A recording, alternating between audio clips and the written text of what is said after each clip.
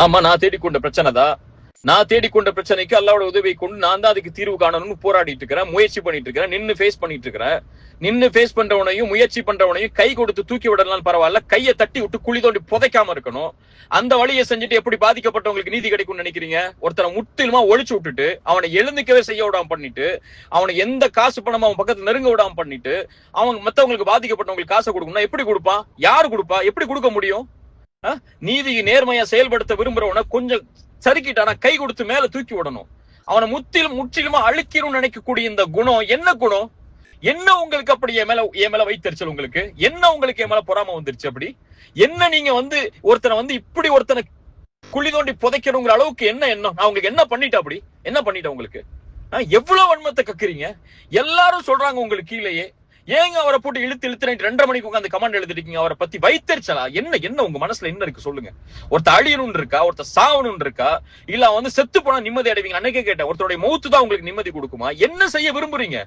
ஒருத்தர் காசை வாங்கியிருக்கா, வியாபார தொடர்பு நடந்திருக்கு, கடன் வாங்கியிருக்கா, அந்த கடனை திருப்பி கொடுக்குறான், வியாபாரத்தை நஷ்டம் ஏற்படுச்சா அதை எப்படி சரி கட்டி அந்த காசை கொடுக்கணும்னு முயற்சி பண்றான்.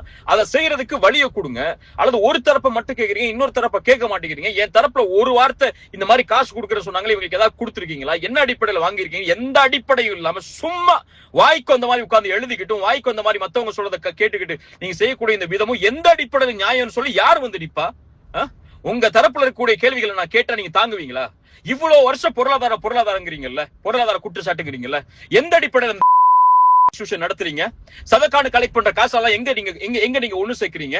அதுல எப்படி நீங்க செலவழிக்கிறீங்க? இங்க அக்ரிமெண்ட் இருக்கு, வியாபாரம் கொடுக்கல் வாங்கலுக்கு இடையில 2 பேருக்கு இடையில பிரச்சனைகள் இருக்கு. அந்த இன்ஸ்டிடியூஷன் எப்படி நடத்துறீங்க? அத்தனை சதக்காவுடைய காசு எங்க போகுது? பள்ளிவாசல் கட்ட போற சொல்லி இத்தனை வருஷம் கலெக்ட் பண்ணீங்கல்ல, அந்த காசெல்லாம் எங்க முறைப்படுத்தி செயல்படுத்தப்பட்டுச்சு? கேட்கவா கேள்விய? இன்ஸ்டிடியூஷன் வச்சு கேள்வி கேட்க வைக்கவா? பதில் சொல்ல தயாரா இருக்கீங்களா?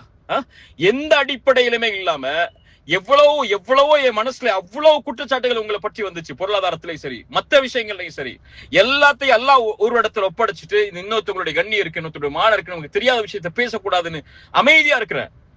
தாவாவன காசுக்காக பண்றவன் இல்ல, தாவாவன சதக்காக கலெக்ட் பண்றதுக்காக பண்றவன் இல்ல. அழைப்பு பணியில் அல்லாஹ்வுடைய முகத்தை நாடி எந்தவித ஒரு பைசாவை கூட எதிர்பார்க்காம என்னுடைய சொந்த செலவுலையும் நான் சம்பாதிச்ச ஹலாலான வருமானத்திலையும் தாவாவை பண்ணிட்டு இருக்கிறேன்.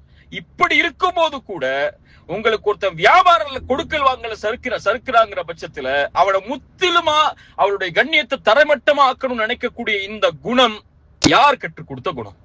இது உங்க மனசுல எப்ப ஆறப்போகுது? ஒருத்தருடைய மரணம் தான் ஆற வைக்குமா? நீங்க செய்த குற்றங்களை முதல்ல பாருங்க. உங்களை பத்தி வந்த அத்தனை குற்றச்சாட்டுகளை நான் இப்ப பேச ஆரம்பிச்சேன்னா நல்லா இருக்காது. அல்லாஹ்விடத்துல நீங்க தௌபா செய்யுங்க. நான் செய்யறேன். நான் அல்லாஹ் பயப்படணுமா? அல்லாஹ் பயப்பட வேண்டிய கடமை இருக்கு. நான் திருத்திக் கொள்ளணுமா? 1000 திருத்திக் கொள்ள வேண்டிய கடமை இருக்கு. குறைகள் இருக்கு, 1000 குறைகள் இருக்கு. நான் மீளணுமா? 1000 முறை அல்லாஹ்விடத்துல மீளவனும் இருக்கு. ஆனா ஃபலா துஸக்கு அன்ஃபுஸக்கும் அதை மட்டும் மனசுல வச்சுக்கோங்க. அல்லாஹ் ஒருவனுக்கு தான் தெரியும் அவனை யாரு பயப்படுறா, யார் எந்த பிரச்சனையில இருந்து மீள ஆசைப்படுறா, யார் அவனுடைய பாதையில மீண்டும் திரும்பி வர ஆசைப்படுறான்னு சொல்லி உங்களை திருத்திக் கொள்ளுங்க. நான் இவ்வளவு நாள் இவ்வளவு கண்ணியத்தோட இருந்தேன். ஆனா நீங்க இவ்வளவு கீழ்த்தரமா ஒரு மனிதனுடைய வாழ்க்கைய, ஒரு மனிதனுடைய குடும்பத்தை முற்றிலுமா தரைமட்டமா ஆக்கணுங்கிற எண்ணத்தை கொண்டு செயல்படுறீங்க தெரிஞ்சதுக்கு அப்புறம் இனிமே எப்படி அந்த கண்ணியத்தை உங்களுக்கு நான் கொடுக்க முடியும் எனக்கு தெரியும்.